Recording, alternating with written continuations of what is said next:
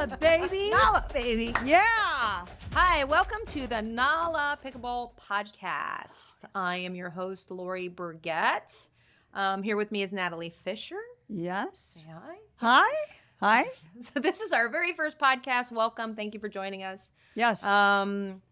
We just want you to know what we're going to be all about in terms of what NaLa is and who we are and what we represent to you and what we find is our passion in pickleball.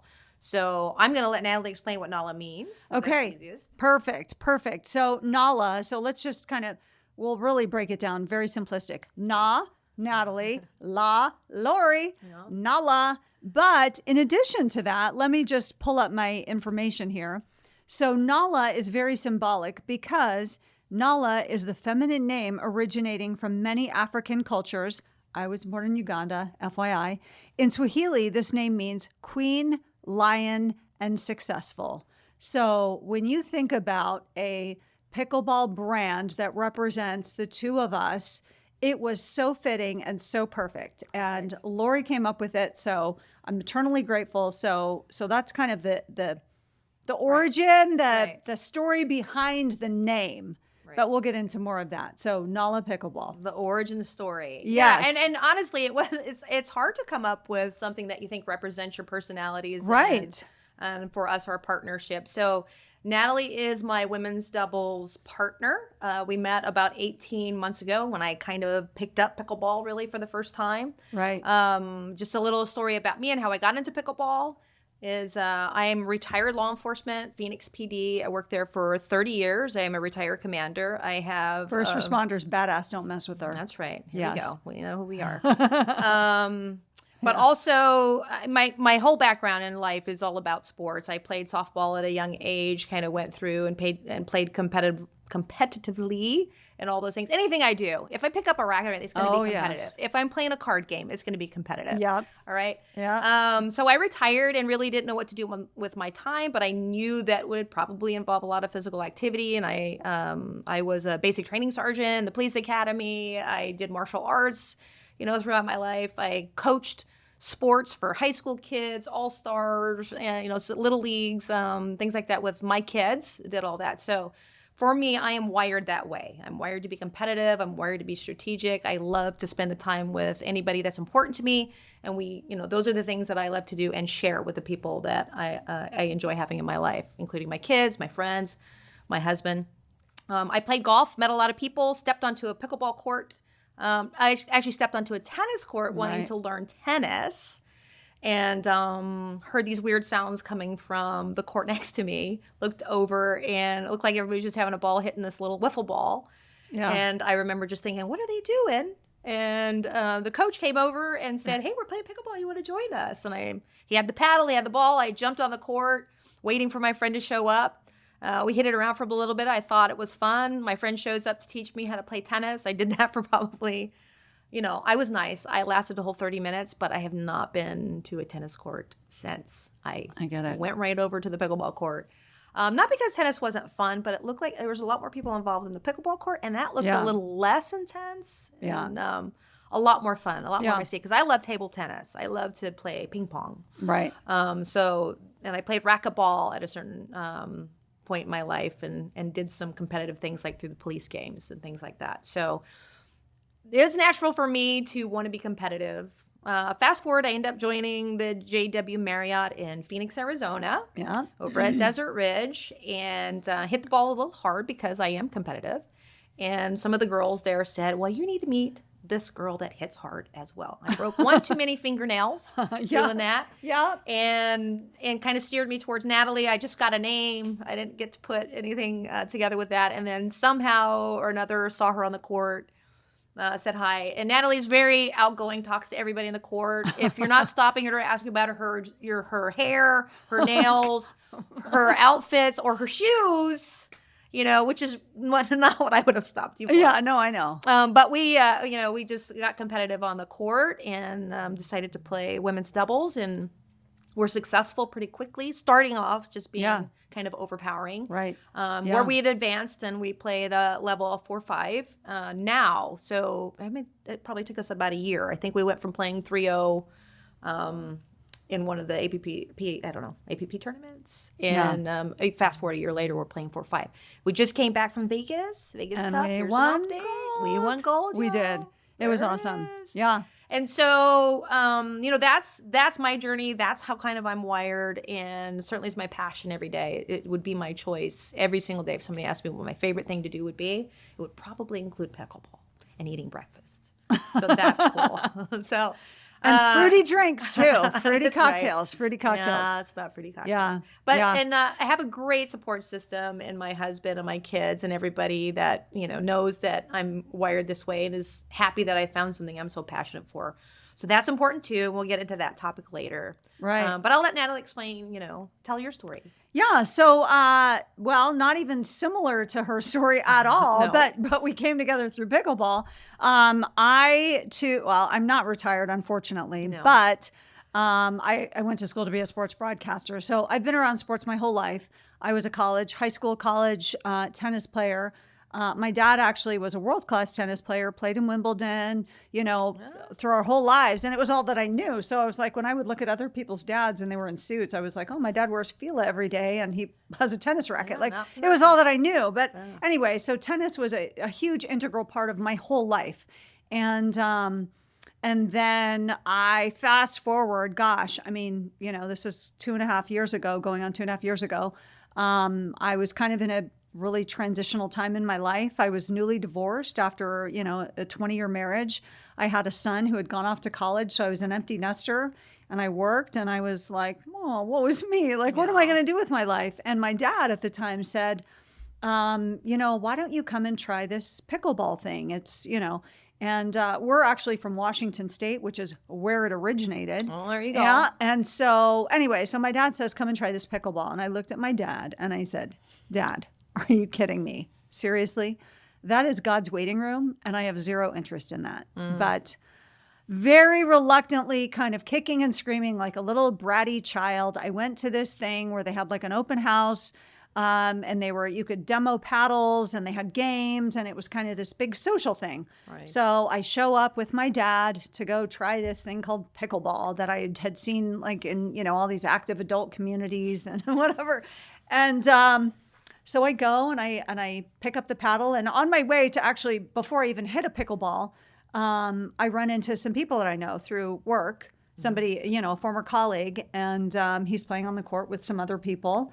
And I tell him to introduce me around. And then it just coincidentally, one of the people that he introduces me to is somebody that, became very special in my life. And we actually met the first day I stepped foot on the pickleball court, and we dated for about 2 years. And unfortunately, that love didn't last, but the love of pickleball did. Yes. So, and he's still a very special person in my life. But so that was my intro to pickleball, but it was pretty right out of the gate. I mean, I picked up that paddle and I started hitting the ball, and I thought, well, this is kind of fun. And then, sort of the next day I said, oh, I'm a little bit sore. I haven't felt that in a while. And that was kind of fun. And so I said to my dad, I might be interested in doing that again. And then my dad was so great. He said, well, your 50th birthday is coming up. And, if I got you a membership and a paddle, would you be interested? Would you like that? And I thought, how cool is that? And so that was how it started. So it's been over 2 years now, 2.5 years. And I got the bug right away. And like Lauri had mentioned, I hit the ball like I did a tennis ball, and I hit it really hard, and I didn't think it was a big deal, but apparently the other women they didn't take kindly to it. So as a result, I ended up playing primarily with a lot of the male players, but there's always weird things that happen just in that. Some men don't like to play with women. Oh, I think because she hit it harder than the men. Well, folks. That's why. Anyway. You did. There's so then it was funny because, I'm playing at this club near my home that my dad has introduced me to. And I hear about this woman, this Lauri that I need to, play pickleball with because she hits the ball hard. So that was literally, you guys both hit the ball hard. So play together and stop playing with us. Yeah. Right. And then when we met, it was kind of like, it was, I don't know, like serendipity or something. Right, yeah. Like Natalie has, a lot of energy. I definitely have a lot of energy. Yeah. And so it just kind of, it was fun. I mean, I think you were open. I mean, you're a sincere person. Like what you see, that's Natalie. Like, and it's open and sincere. There's nothing. People think I'm about it. super I like cheesy, it. and I don't care because cheesy. Yeah, I didn't say that. No, it's okay. I own it. I totally own it. Yeah, but I mean, I like that about people. Like, I am definitely. I'm what you see is what you get. Yes. I wear everything out. I'm an Yes. honest and Agreed. outspoken, opinionated. Yeah.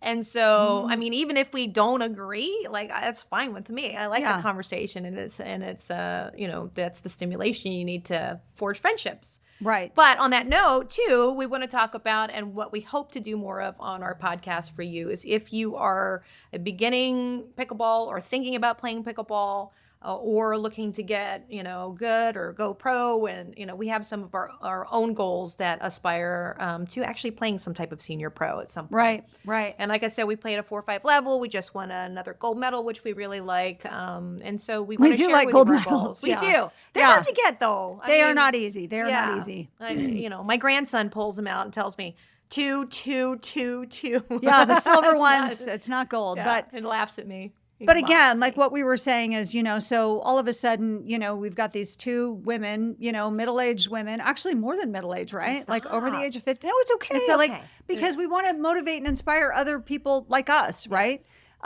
Because that audience is kind of unrepresented, or that, nobody's really targeting that. Yeah. So we decided, because we both have this sports background, that we really want to compete at a very high level. Yeah. And so that's what drives us. But other people want to, maybe they just want to recreationally play a little bit better when they go to the public park, or, they're a 3-0 and they want to play a 3-5, or they've never played a tournament. They've never done anything athletic in their lives, and now they want to do something. Yes. We're here to help and motivate and inspire. And so in addition to our goals to compete at a high level, we both actually got certified as teaching pros as well this year. So, so that we can actually, we got the chops to back it up. We jumped stove in head first. We did. We should do something with pickleball. Yes. Because here's one of the things I really liked about Natalie initially when I met her. I'm talking to her about something. Some pro guy walks by her. I don't know if you remember some pro guy he was doing a podcast. Oh, yes, yeah, I do. So I'm like, hey, well, who's that guy? And she's telling her story to him, and then she turns to me, she goes, I want to be somebody in pickleball. Oh, God. No, I mean, I'm like, I like that. That's competitive, and that's like she knew what she loved. She wanted to go for it. And fast forward somewhere along the way, I don't even remember how we got this conversation about maybe doing some kind of company or whatever. Yeah. But we said, yeah, we can do this, because we did feel like who we are is underrepresented, basically. We're not 20-year-old pros that are converting from pro tennis. Yeah. Even though you come from the tennis background. What was really cool for me is when I retired, I really didn't know how I was going to occupy my time, and if I could actually be as busy. So I was so devoted to my career, right, and wired that way. And then I found, wow, I really can find something to do with my time that I thought was, checked all the boxes for me, which I liked. And then as a bonus, you build this community and you're part of it, and forging friendships and business, and and intertwining in their lives, like at all levels of their life. So that's a big thing about pickleball that we also want to make sure we talk about in another episode, because it's huge. It's huge to wanting to get out and suffer the pains and the agony and the defeats that are associated with pickleball and that keep you going. So we've learned more from the defeats than we did by winning. But it's been a journey, and it's an ongoing journey. And, if we can share kind of the pitfalls, I mean, we're kind of learning as we go, who we were 2 years ago versus who we are today. It's just this constant evolution. And if we're not, we're constantly evolving and growing. But one of the cool things is, just in our little community, we've had the ability to I guess, make somewhat of an impact. And, some of the sweet people that we, that play at the club all the time that see us and, they celebrate when we win, and because we represent the club. And they're so inspired and motivated. And you never think that this thing that you're doing that brings you so much joy. Right. And, by the way, you get in great shape and you know, and it's physical and it's social. You're actually having an impact and you're motivating and inspiring people. So it's just, I mean, gosh. Yeah, my kids tell me that. My professional, 30-year-old kids say that they find it inspiring, but also people that come up to us. I mean, the last tournament we were at, we had somebody there and she said, I just want to be able to hit it like you guys do and play like you guys do. Yeah. Which at the end of the day is super sweet, It is. Because life goes on and every day you're just looking for something that, motivates you and gives you something to like aspire to. So that's cool. And also they all want to dress like Natalie, just so well, that's a weird thing. But we will talk about talk about that. Style. Yeah. No, but I mean, seriously, it's not too late. I mean, seriously, over the age of 50, you're thinking you're on the back nine, you're slowing down, like what's left.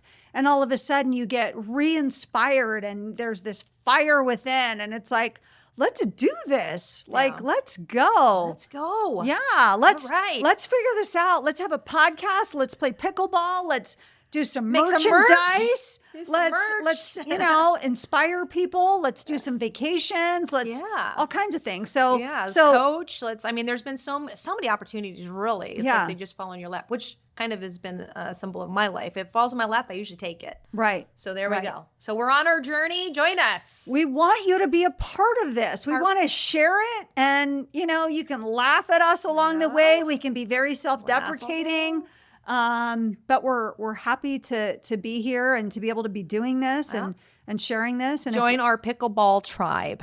That's what we're going to call it. The pickleball tribe. We love it. So if you're interested, right now it's just a landing page, but nalapickleball.com is our website where all of the information is going to be housed. So we hope that you'll check it out and you'll come along with us on this journey. So have a little fun. Yeah. Inspire your passions. There we go. Yeah. And bring joy. And pickleball seriously has brought so much joy into our lives. And if we can share that passion and you can have that find that same joy, that's what it's all about. So that's it. Episode 1 in the books. Peace out. There we go. NaLa Pickleball. NaLa Pickleball.